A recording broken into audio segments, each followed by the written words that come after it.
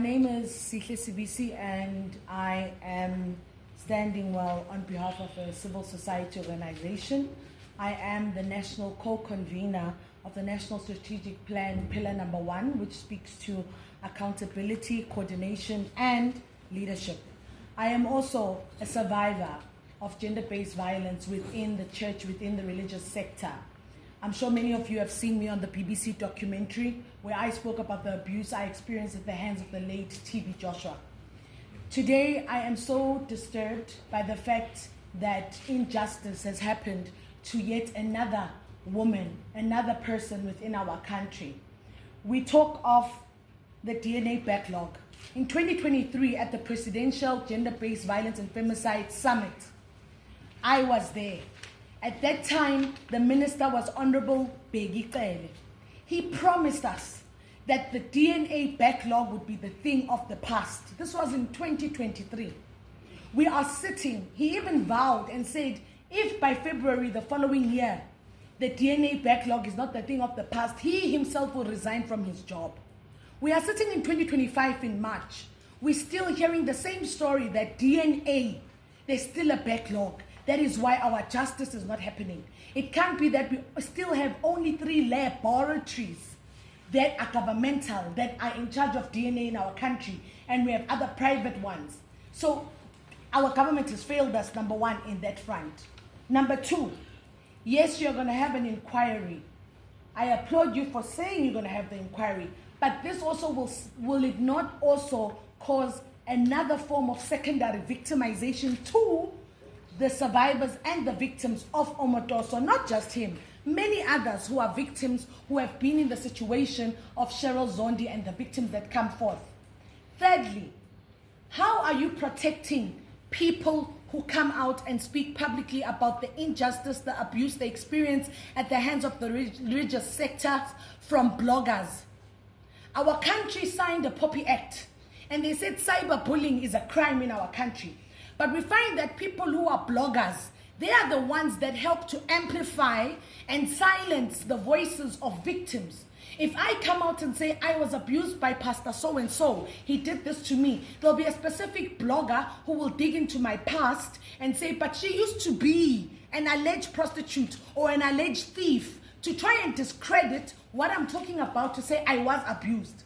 What is the CRL going to do? What is the Commission of Gender Equality going to do? What is the Human Rights Commission going to do to us in regards to such bloggers who are making names and making sure that they are causing secondary victimizations to people who are speaking about the abuse in the church? I applaud you, Ms. Togo, for saying that the church has become a demon. It is very vicious, where it cannot be controlled. Mismanagement of the case by the NPA, the psychological torment and torture.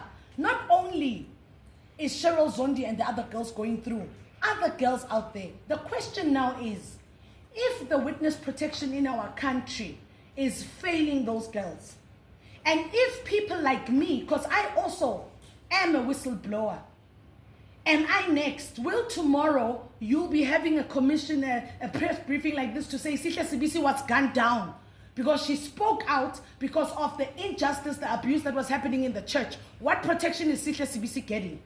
None.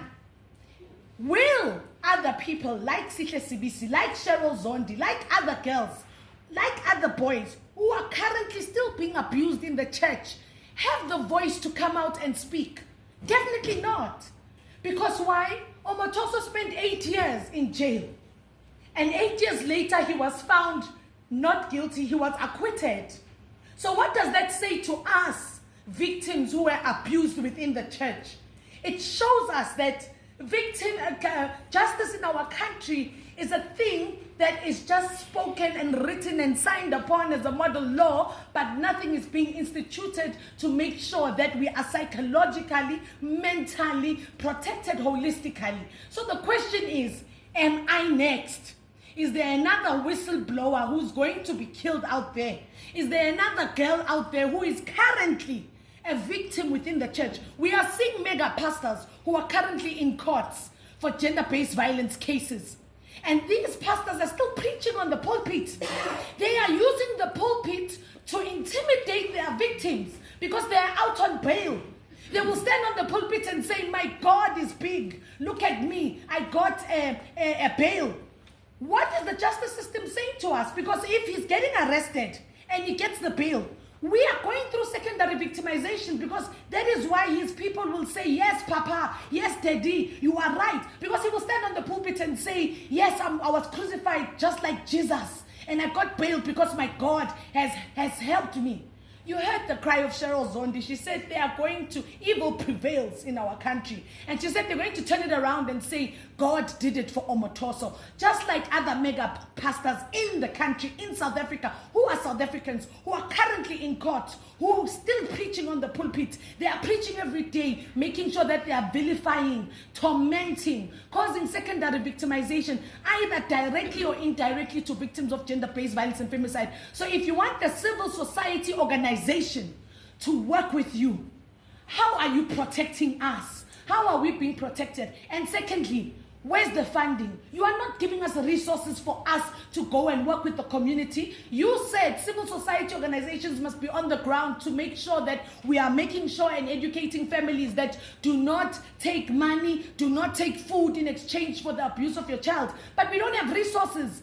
Guess who's getting the resources? The resources are given to mega organizations that are doing mega work. But us on the ground, especially organizations like people like us, who are victims, who are today survivors of such traumatic experiences, we are being silenced.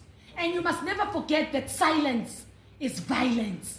Okay, thanks. Can I take this?